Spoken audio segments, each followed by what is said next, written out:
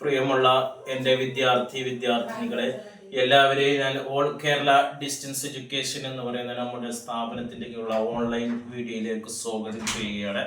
ഇന്ന് ഞാൻ നിങ്ങളുടെ മുമ്പിൽ പ്രസന്റ് ചെയ്യുന്നത് NISന്റെ SSLC +2 2024 ഒക്ടോബർ ബാച്ചിൽ പരീക്ഷ എഴുതിയ വിദ്യാർത്ഥികളുടെ റിസൾട്ട് എന്ന് വരും, റിസൾട്ട് വന്നാൽ സർട്ടിഫിക്കറ്റ് എത്ര ദിവസം കൊണ്ട് വരും, തുടർ പഠനം എങ്ങനെ നടത്താം, ഏതൊക്കെ മേഖലകളിലേക്കാണ് പഠിക്കേണ്ടത് എന്നുള്ളതിനെ കുറിച്ചിട്ടുള്ള വിവരങ്ങളാണ് നമ്മുടെ ഇന്നത്തെ വീഡിയോയിൽ ഉൾപ്പെടുത്തിയിട്ടുള്ളത്. എൻ്റെ വീഡിയോ കാണുന്ന എല്ലാവരും ലൈക്ക് ചെയ്യുക, ഷെയർ ചെയ്യുക, കമൻറ്റ് ചെയ്യുക, സബ്സ്ക്രൈബ് ചെയ്യുക.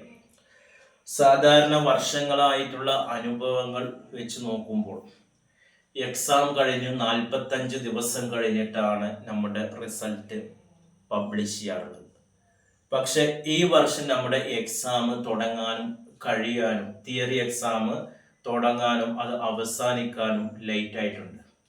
സാധാരണക്ക് ഒക്ടോബർ ഫസ്റ്റ് വീക്ക് കഴിഞ്ഞാൽ തന്നെ തിയറി എക്സാം തുടങ്ങി നവംബർ ഫസ്റ്റ് വീക്ക് ആകുമ്പോഴേക്കും, നവംബർ 7-ാം തീയതി അല്ലെങ്കിൽ ഒരു മാക്സിമം 8-ാം തീയതി ആകുമ്പോഴേക്കും തിയറി എക്സാം അവസാനിച്ച് ഡിസംബർ ലാസ്റ്റ് വീക്ക്, ഡിസംബർ 20-ന്റെയും 30-ന്റെയും ഇടയിൽ റിസൾട്ട് പബ്ലിഷ് ചെയ്യാറുണ്ട്.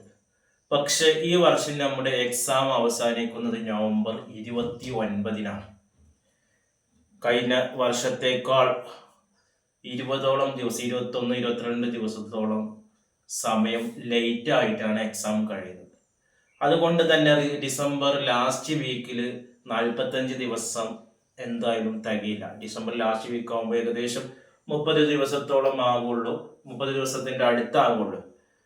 അപ്പോൾ നമ്മൾക്ക് ഒരു ഉറപ്പ് പറയാൻ കഴിയില്ല. പക്ഷെ വർഷങ്ങളായിട്ടുള്ള അനുഭവങ്ങൾ വെച്ച് നോക്കുമ്പോൾ ഡിസംബർ ലാസ്റ്റ് വീക്കിലാണ്. പക്ഷെ ഈ വർഷം എക്സാം ലേറ്റ് ആയതുകൊണ്ട് റിസൾട്ട് ചിലപ്പോൾ ജനുവരിയിലേക്ക് നീണ്ടുപോകാനും സാധ്യതയുണ്ട് എന്നുള്ളതാണ്.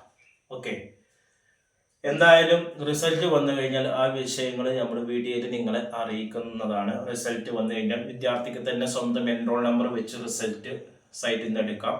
റിസൾട്ട് വന്ന് ഏകദേശം ഒരു മാസം കഴിഞ്ഞാൽ നിങ്ങളുടെ സർട്ടിഫിക്കറ്റുകൾ എവിടെ നിന്ന്, മാർക്ക് സ്റ്റേറ്റ്മെന്റുകൾ നിങ്ങളുടെ NISന്റെ ID കാർഡിലുള്ള സ്റ്റഡി സെന്ററാണ് ലഭിക്കുന്നത്. തിയറി എക്സാം സെന്ററിൽ നിന്നല്ല സർട്ടിഫിക്കറ്റ് കിട്ടുന്നത്. നിങ്ങൾ എവിടെയാണോ നിങ്ങളുടെ NISന്റെ സ്റ്റഡി സെന്ററായി നിങ്ങളുടെ ID കാർഡിൽ മെൻഷൻ ചെയ്ത്, അല്ലെങ്കിൽ നിങ്ങളുടെ പ്രാക്ടിക്കൽ എക്സാം എവിടെയാണോ നടന്നത് അവിടെ നിന്നാണ് നമ്മുടെ സർട്ടിഫിക്കറ്റ് വിദ്യാർത്ഥികൾ നേരിട്ട് പോയി വാങ്ങേണ്ടത്. ഓക്കെ, സർട്ടിഫിക്കറ്റ് കിട്ടിക്കഴിഞ്ഞാൽ നിങ്ങൾക്ക് തുടർ പഠനങ്ങളും മറ്റൊക്കെ നടത്താം. ഇനി അഥവാ SSLC NISൽ കഴിഞ്ഞ ഒരു വിദ്യാർത്ഥിയാണെങ്കിൽ ആ വിദ്യാർത്ഥിക്ക് സർട്ടിഫിക്കറ്റ് കിട്ടുന്നതിന് മുമ്പ് തന്നെ NIS +2 അഡ്മിഷൻ എടുക്കാവുന്നതാണ്.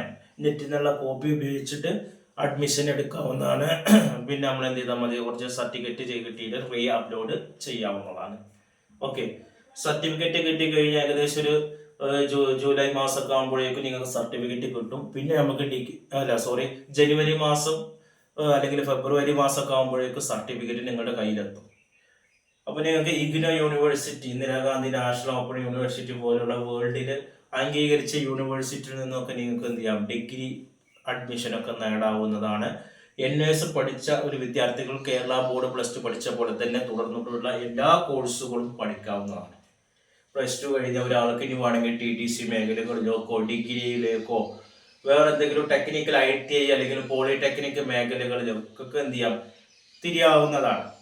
കൊമേഴ്സ് പഠിച്ച ഒരാളാണെങ്കിൽ അത് CA മേഖലയുമായിട്ടോ CMA അങ്ങനെയുള്ള ആ മേഖലയിലേക്ക് പോകാം. സയൻസ് ആകുമ്പോൾ എഞ്ചിനീയറിങ്, മെഡിക്കൽ അങ്ങനെയുള്ള ഫീൽഡുകളിലേക്കും പോകും. ഒരു കേരള ബോർഡ് +1 +2 പഠിച്ച വിദ്യാർത്ഥി ഏതെല്ലാം മേഖലകളിലേക്ക് പോകുന്നുണ്ടോ അതേ മേഖലകളിൽ തന്നെയാണ് നമ്മുടെ ഈ 6 മാസം +2 പഠിച്ച വിദ്യാർത്ഥികളും പോകേണ്ടത്.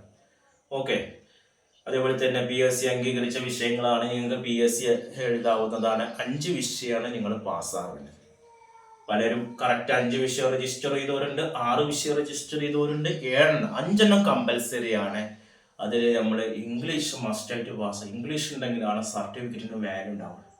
ഒരു സെക്കൻഡ് ലാംഗ്വേജും കൂടി ഉണ്ടെങ്കിൽ നമ്മുടെ സർട്ടിഫിക്കറ്റ് PSC അംഗീകരിച്ചതായി കാണാം. സെക്കൻഡ് ലാംഗ്വേജ് ഇല്ലെങ്കിൽ നിങ്ങൾക്ക് ഡിഗ്രി കാര്യങ്ങളൊക്കെ അഡ്മിഷൻ എടുക്കാവുന്നതാണ്. 5 വർഷത്തിൻ്റെ ഉള്ളിൽ വേണമെങ്കിൽ സെക്കൻഡ് ലാംഗ്വേജ് പാർട്ട് ടൈം ആയിട്ട് നിങ്ങൾക്ക് എന്ത് ചെയ്യാം, എഴുതി എടുക്കാവുന്നതാണ്. ഓക്കെ, ഇനി കൂടുതൽ വിവരങ്ങൾക്കൊക്കെ നമ്മുടെ ചാനൽ നിങ്ങൾ സബ്സ്ക്രൈബ് ചെയ്ത് കഴിഞ്ഞാൽ റിസൾട്ടുമായി ബന്ധപ്പെട്ട മറ്റുള്ള കാര്യങ്ങളൊക്കെ നിങ്ങൾ അറിയിക്കുന്നതാണ്.